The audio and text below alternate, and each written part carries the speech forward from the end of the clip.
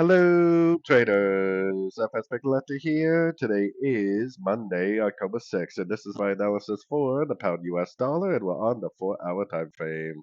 So on the pound dollar, we didn't break structure to the upside, and we actually ended up turning down pretty hard at the 78% fib. It did go up to the 88, but definitely a pretty hard turn to the downside. My original analysis was that this was going to go down to the 100% fib extension of A, because this really looks to be like a regular flat, especially because of where this wave B turned. The wave B turned right at the 90% of wave A, which is a really good sign that this is a regular flat.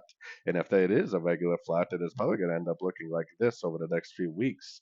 And if that's the case, then we definitely want to be looking for sorts and sort of time frames. So going down to the 1 hour time frame, we definitely want to be looking for pullback entries. There was a little bit of a little 1, 2, 3 way pullback first thing this morning. There was a little 1, 2, 3 way pullback on Friday. There was a little 1, 2, 3 way pullback on Thursday.